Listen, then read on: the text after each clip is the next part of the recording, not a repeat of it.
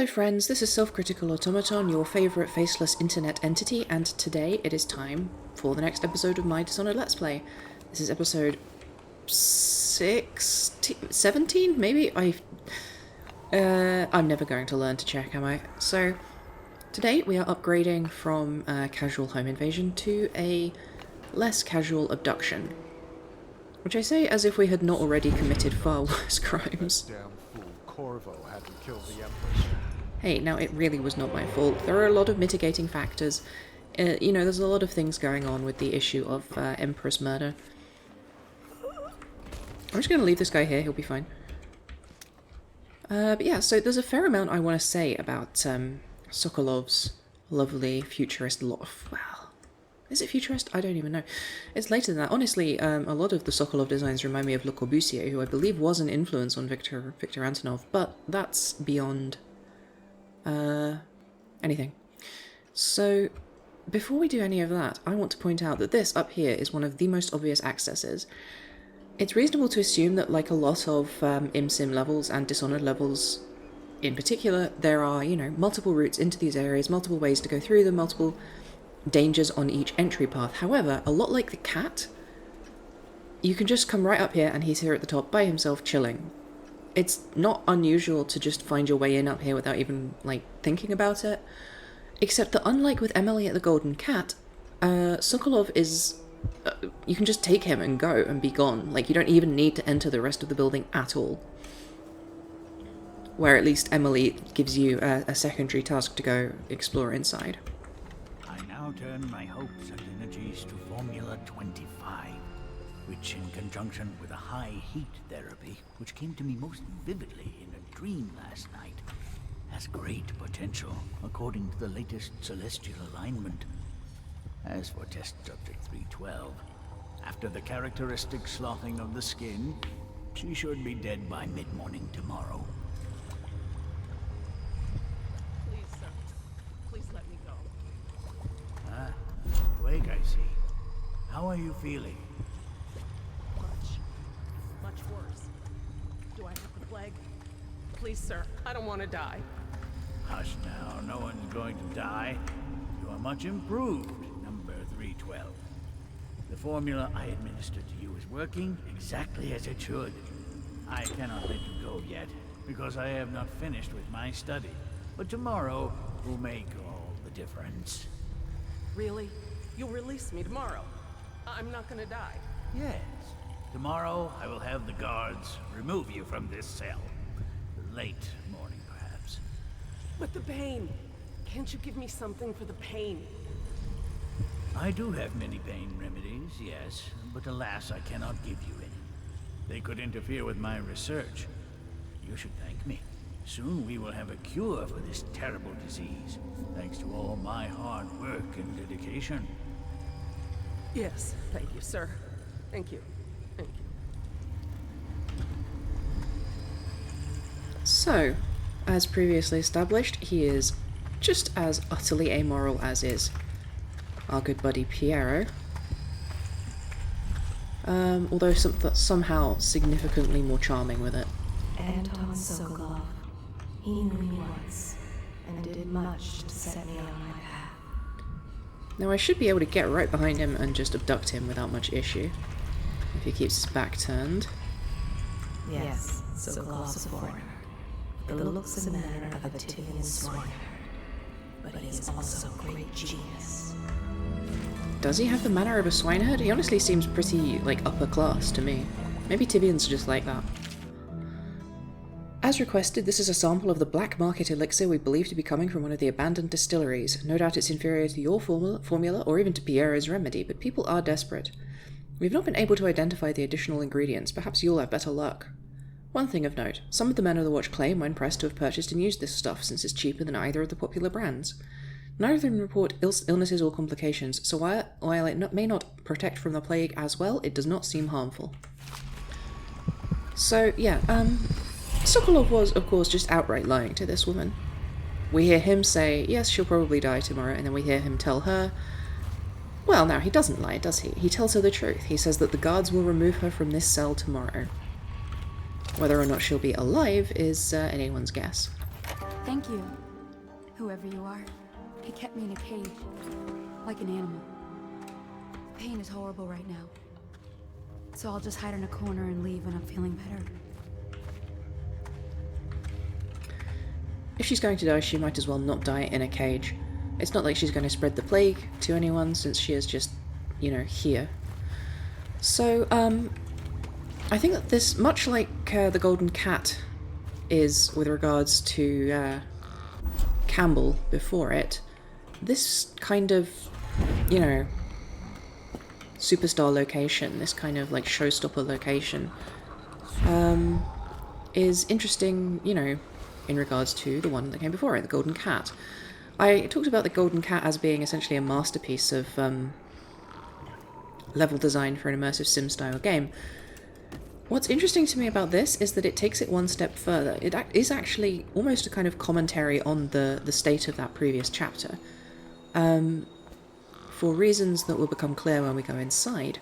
However, in addition to all of that, it, much like the way that the first real mission has you, you know, limited. You can go in through the front and out through the back. You don't have the true freedom that you get in the Golden Cat.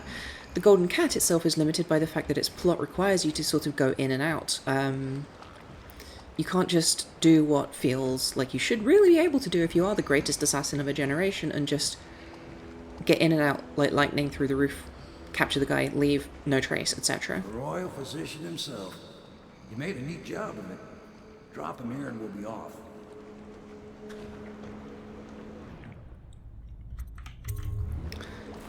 Look at him, all tuckered out after a nice, you know, a nice, intellectually satisfying day of extremely unethical research. So, yes, as I was saying, one of the things you can do is that you can just get in through the roof, get him, get out again, and just leave.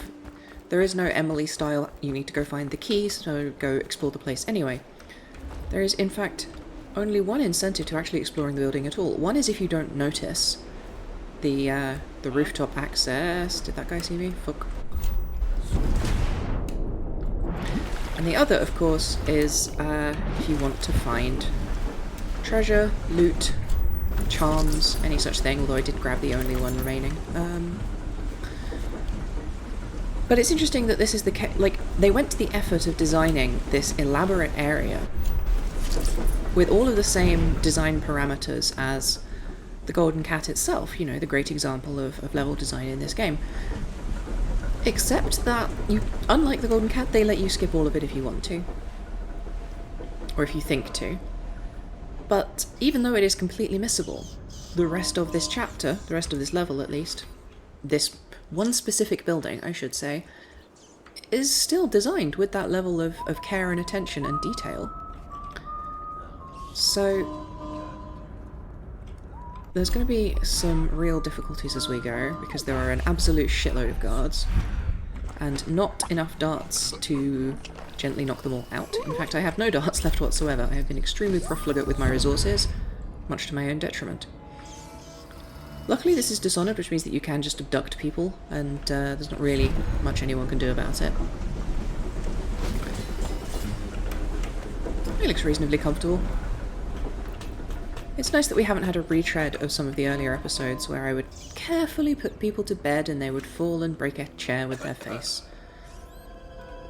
Target number 2.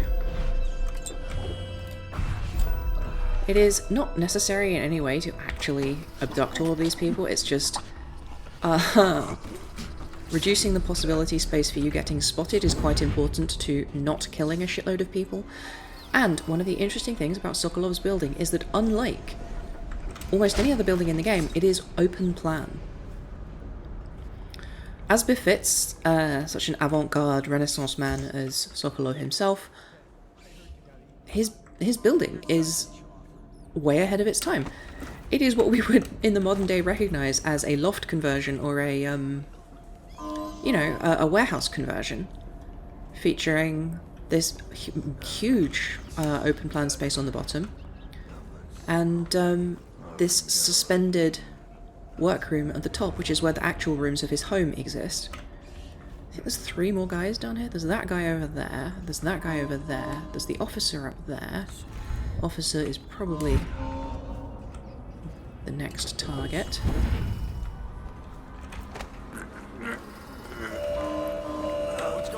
Oh shit. I need more than Boston. Impossible. I know you're here somewhere, scum. He's not going to find me. So what happened there is that he saw me on the oblique angle through this doorway, which I did not realise there was a second guy up here. Oh well. Let's tuck this guy away gently into this pipe network. Ah, fits like a glove. Ooh. Those are some bad underarm stains, huh? I will find you. Don't make me call the city watch. Clearly needs some help with his laundry. Maybe his maid's left as well. Actually, he probably doesn't. An officer of the watch is kind of middle class, I think, roughly, in the kind of analogies of this game. Which, if it's analogous to a Victorian gentleman, a middle class gentleman would be able to retain the services of one maid possibly. Or have a couple of lesser servants who appear and disappear as necessary.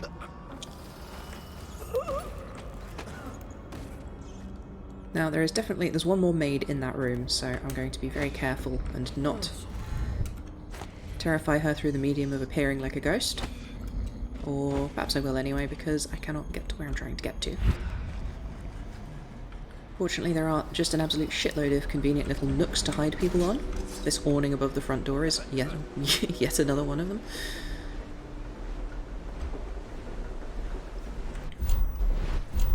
Time to surprise both of these guys. That's interesting because that implies that, I know that this is just completely the randomization of the guard barks, but it's interesting to me that a member of the watch would be inviting a member of the overseers for whiskey and cigars, considering that we have seen these two organizations have kind of an oppositional angle.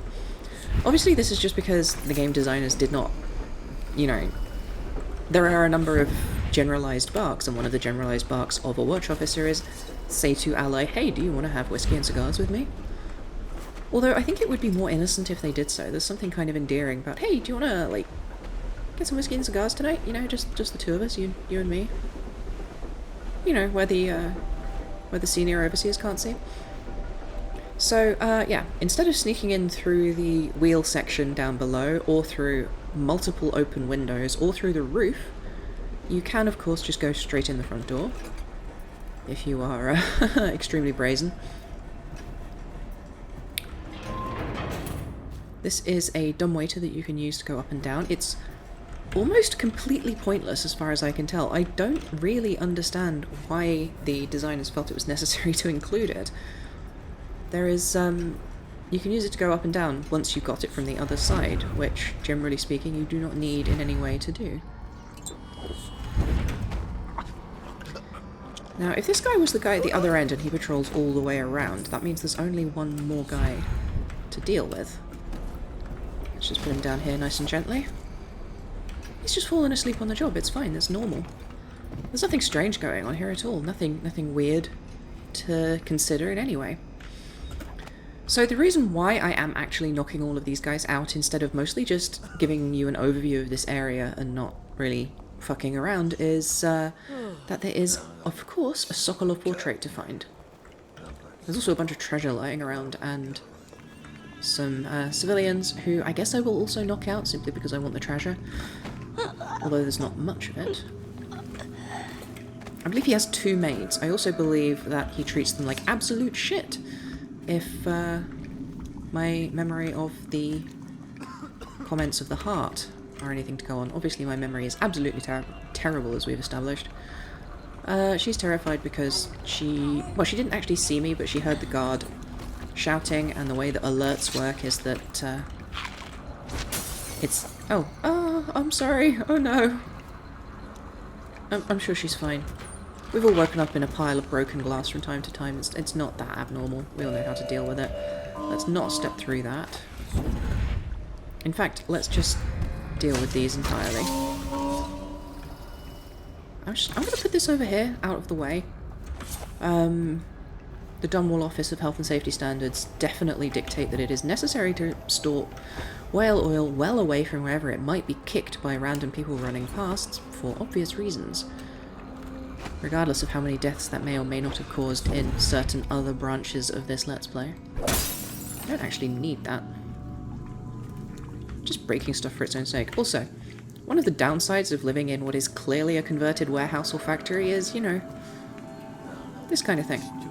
It's a really nice little detail. These environmental details are everywhere, and they are part of why the spaces in this game felt so real for their time. They still do, in all honesty, even though they have obviously been superseded or surpassed, take your pick, massively by the sequel, which ramps all of this up by a factor of 10 to quite an impressive degree. Is there actually anything to grab over here? Nope, this is all the way. Ah, yeah, this is the painting I mentioned last episode of the bridge and of the clock tower itself, beaming light down on the populace. This kind of like, very kind of like impressionist, but kind of devoted to mechanics rather than nature kind of aesthetic. I believe that different subsections of this are taken, like there is one larger painting, which is, whoa, okay, which is reused by a variety of different places in the game, much like the large painting that has the Lord Regent Hiram Burrows descending a staircase, where he is periodically recut or recast by the various different... Now, this should be fine. I don't even need to use time travel for this, actually. Because if you do this, there is enough time before the other guy turns around. I definitely heard someone else clearing his throat, so there's at least one more guy, and I don't think it's this one.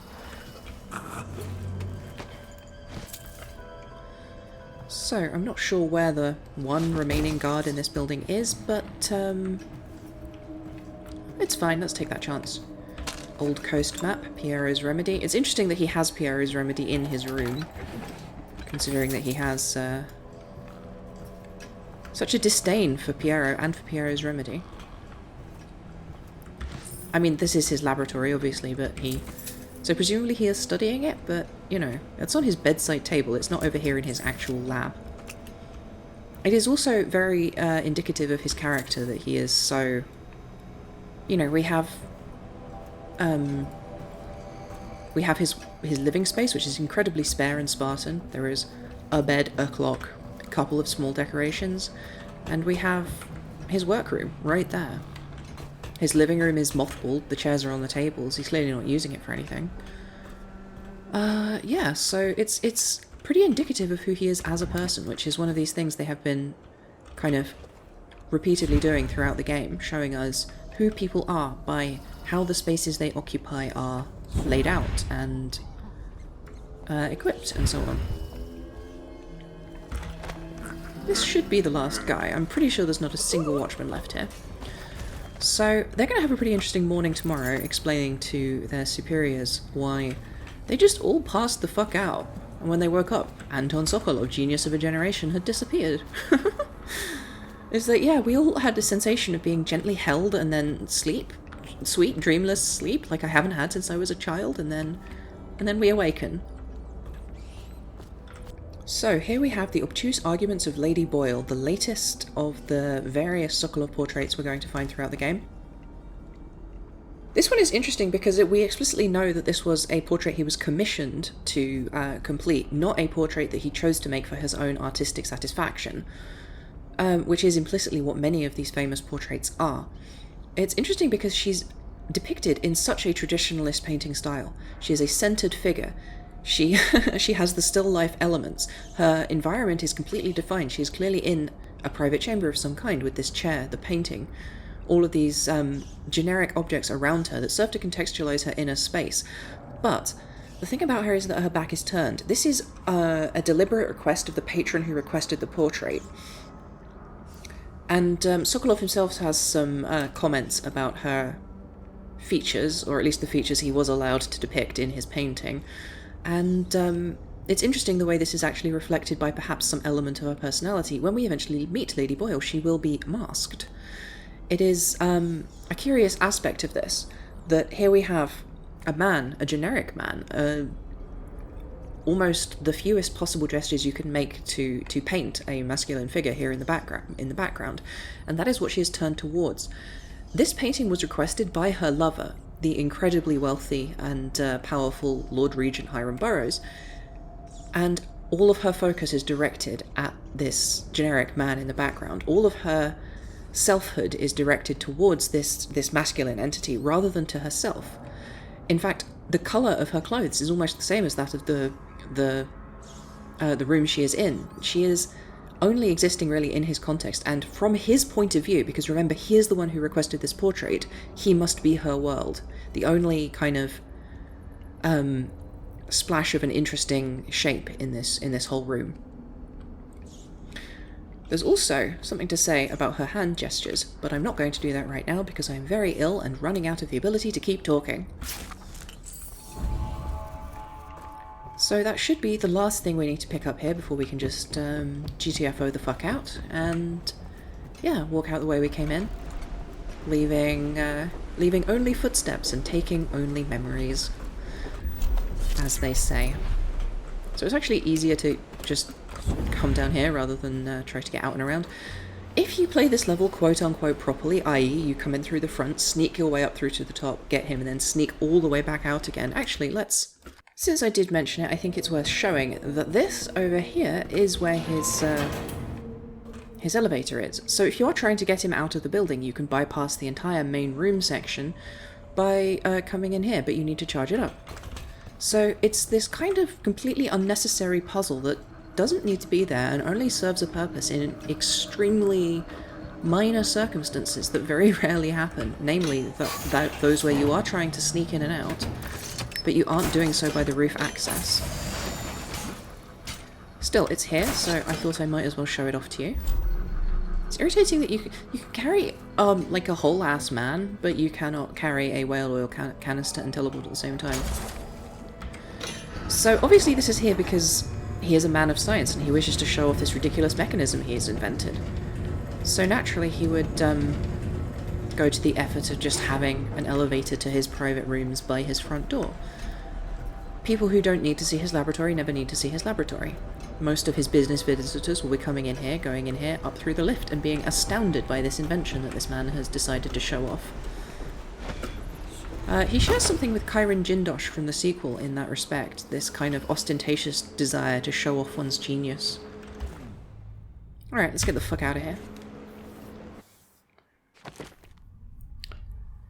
See how we did. 5 out of 5, 3 out of 3, 1 out of 1, 1 out of 1, and actually most of the coin for once. Hostiles killed 5, that's more than I expected. Unconscious buddies found 1, this is all pretty fine. Freed all of Sokolov's test subjects, robbed Pratchett's safe, and saved the stranded woman from rats. There may be another one, but I can't remember what it is. So it probably wasn't important. Even snooze like a baby. Like an incredibly angry, fucked up baby. Set up a cell for Sokolov in the old kennel. Shackles and everything. It'll be a shock, him waking up in the straw and old dog poop. But from what I hear, he's woken up worse places. Guess we all have at that.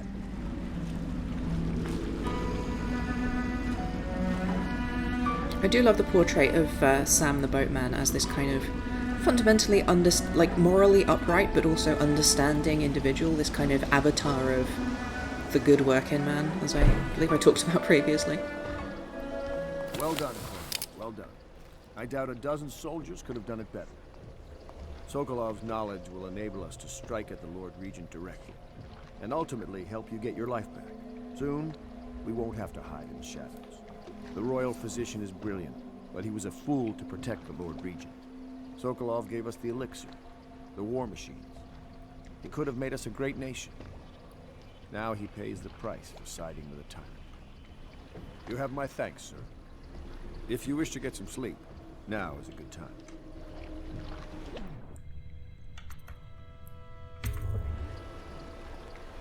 So there's a couple things worth seeing here before we go to bed, and then in the morning it'll be time to do some lovely torture. You know, can't have Bastard Corvo from the other Let's Play have all the fun. So we are going to run around and catch up on things real quick first, and then it will be time for going to sleep and doing that tomorrow, which will be next episode. We'll take care of talking to Emily tonight, and that will be all. Corvo, can I tell you something? I have a secret retreat nearby that may come in handy if the city watch ever kicks in the doors.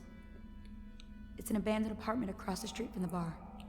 I don't think anyone else here knows about it, but I'm guessing I can trust you. The key is stashed under my bunk upstairs. If there's ever trouble, you can go there for safety.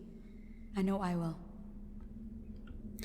One of the interesting things Dishonored does is that it engages in this odd storytelling technique that a lot of video games use, which is to never outright state, and honestly not even imply except through context, that a whole bunch of, like, conversations and, like, friend-making happens off-screen. People grow to trust one another despite the fact that we very rarely see them actually interact, and, like, we are Corvo. This is a first-person game. We are seeing things happen from his point of view. Nothing really happens to him that we don't see. And yet there is still this implication of all these events happening around him. Friendships growing. Lydia growing to trust him enough to invite him into her private apartment, you know? It's just, it's peculiar. It wouldn't be that difficult to have some kind of... I don't know, you could have Corvo's journal in his bedroom and he mentions a bunch, and he's like just offhandedly mentioning a bunch of stuff that happens off screen or something that would explain these kind of relationships and the way that people grow to feel about you. Also, hey Morik, guess what? You know, shout out to commenter Morik for asking about wallpaper, because here we have wallpaper. The Hound Pits is an old and dilapidated building. Maybe, in the context of this setting, having wallpaper is actually kind of stuffy and old-fashioned. Or perhaps it is nouveau riche. We have the genuinely wealthy who have wood panelling, and we have the poor who have plain plaster. So here we have more wallpaper.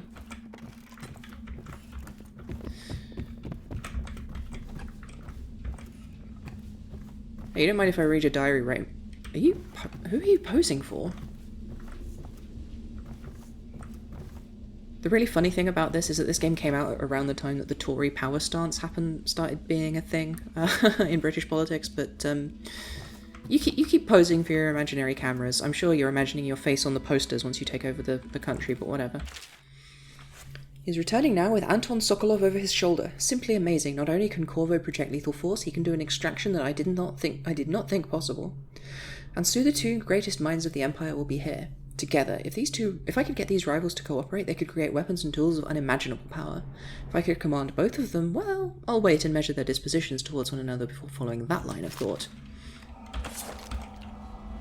We're getting closer to reaching our goals, but our position is becoming more dangerous. You don't house and feed a half-dozen people without leaving telltale traces. Riverboats pass day and night, and the looters are going to start gathering once they're sure the plague has burned the place out. I conclude, if our enemies are not dead by the month of wind, we will be. There's a sadness in Emily, but she's strong. Weathering the death of her mother just a half a year ago better than most grown men I've known. Once we take Dunwall Tower, I'll see that her life is better. I've always thought that I'd command the Navy in her name, but sometimes I wonder if I shouldn't just take the title Lord Regent and do it properly. So, sowing the seeds there for the inevitable corruption that being close to power causes. Also, I've just realised what's going on here. This is what it looks like to an ordinary person when two stand users are having a fight in JoJo's Bizarre Adventure. That is 100% what's going on here. Invisible to me, 1,000 blows strike out between these two men, posing vicariously at one another. There was one more thing I wanted to see here, which is the Pendleton votes. Bravo, sir. The Lord Regent is furious about losing the most recent vote at Parliament. He was counting on the support of the Pendleton family and expected limited resistance. Just as you said it would, losing the Pendleton voting bloc has really slowed him down. And since the Lord Regent's defence budget failed as well, he's getting desperate financially. It seems that most of the coin he's using to keep the City Watch going is coming from a close ally. We suspect it's a powerful noblewoman who is, perhaps, his mistress. I'll try to dig up more information. As we know, if the watch does not get paid in coin and in elixir, their loyalty will start to crumble. Your friend on the inside. So, it grows deeper. Also, note that the wallpaper in here is clearly stained and stuff, but it's not actually peeling and rotting off the walls as it is in the other rooms. Havelock, as the owner of the building, has naturally given himself the nicest rooms, which is arguably a dishonorable way to behave. Could you get out of my fucking face, Wallace? I hate you so much. Jesus Christ. The sort of casual disrespect with which some of these people treat this person whom they know only as an incredibly effective murderer with unappealing personal habits. Because let's be honest, Corvo is a peculiar man. He is a man who sneaks and looms and perches on things like some kind of raggedy crow. He is a man who is fond of the company of rats. Not lovely clean pet rats, as some people may have, but in fact, horrible giant plague rats. Anyway, that's besides the point. Please be as quiet as you can. It took forever for Emily to fall asleep. Poor dear. It's okay, Emily, I'm here. She seems happier when you're here. Though I know you have important things to do. Out there, in the city. This is the last thing we need to see. I do know that this episode is running a bit long at this point. Unfortunate. So, we have a little bit of Emily's artwork. There's going to be more of this popping up throughout the game. This one's kind of heartbreaking. One of the things I think is interesting about it is that, I believe I mentioned this previously, but there's also a nice little bit of environmental storytelling. The medicinal herbs under her bed. Clearly she has actually been drugged into this sleep rather than falling asleep naturally. Which honestly was not that uncommon for the times that this game was inspired by. Anyway, so, yeah, there's something about this art that I can just tell by looking at it. This was made by an adult illustrator, like a grown-up illustrator, not by a child. There are these telltales which are really hard to define, but definitely exist. And it takes a very skillful artist to manage to genuinely recreate the drawings of a child. Even like a 9-year-old like Emily. But that, yeah, okay, that's what. I should probably also at some point talk about the, the difference between these kind of people, the conniving, brutal people of wealth and power, and the sort of like mostly good-hearted working class people. This is a game with an intentional kind of class consciousness, and the fact that it is willing to comment on that while not willing to comment on certain other things, which is a discussion for another time, which I will eventually get to, is kind of curious. Logic is flawed, anyone can see that. And not an original idea to be heard. His notes are a mess if he even keeps them. How he got this far is anyone's guess. He says what they want to hear. Friend of the rich. That's his method. Sokolov's true genius is pampering the aristocracy. Fools.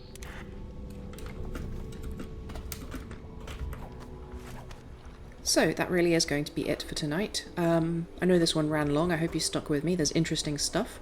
So, yeah, come back next time for some torture. If you're into that kind of thing, you know? So, yeah, bye! If you like this, you can also follow me on Twitter for updates, stream announcements, and one-tweet micro-reviews, or why not donate to me via Patreon or Ko-fi, or just share my work. Thank you so much for watching.